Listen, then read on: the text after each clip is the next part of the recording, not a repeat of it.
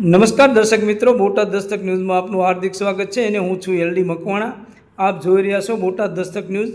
હવે પછીના સમાચાર વિગતવાર. શિક્ષકના વિદાય સમારંભમાં ભાવુક દ્રશ્યો સર્જાયા.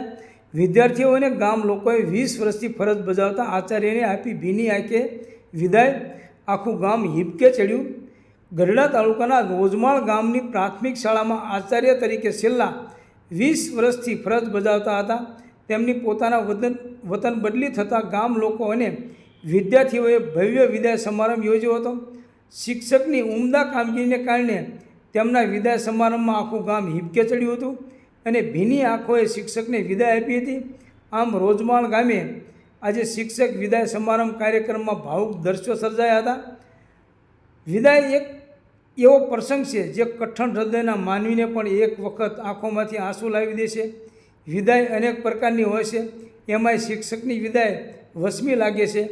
શિક્ષકની શાળા સાથે, શિક્ષકની બાળકો સાથે એટલી આત્મીયતા બંધાઈ જાય છે જેને ભૂલવી મુશ્કેલ થઈ જાય છે.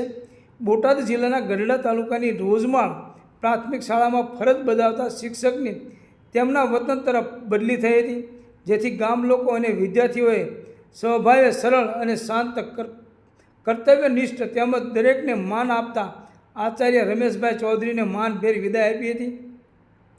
આચાર્ય રમેશભાઈ ચૌધરીના વિદાય સમારંભમાં રોજમાળ ગામના સરપંચ અરવિંદ શેખ તેમજ ગામના તમામ લોકો તેમજ તમામ સમાજના આગેવાનો અને શાળાના વિદ્યાર્થીઓ સહિત શિક્ષકગણ વિદાય સમારંભ કાર્યક્રમમાં ઉપસ્થિત રહ્યો હતો અને આચાર્ય રમેશ ચૌધરીને અશ્રુભીની આંખે વિદાય આપી હતી. આચાર્યની વિદાય સમયે ભાવુક દ્રશ્યો સર્જાયા હતા. રોજમાળ ગામના સરપંચ અરવિંદભાઈ શેખે જણાવ્યું હતું કે અમારા ગામમાં છેલ્લા 20 વર્ષથી સેવા આપતા આચાર્ય રમેશભાઈ ચૌધરીનો આજે વિદાય સમારંભ યોજાયો હતો. તેમની કામગીરી બહુ જ સારી હતી. તેમના આ કાર્યક્રમમાં ગામ લોકો તેમજ વિદ્યાર્થીઓ બધા ભાવુક થઈ ગયા હતા. સૌજન્ય દિવ્યા ભાસ્કર, બોટાદ દસ્તક ન્યૂઝ, એલડી મકવાણા, બોટાદ.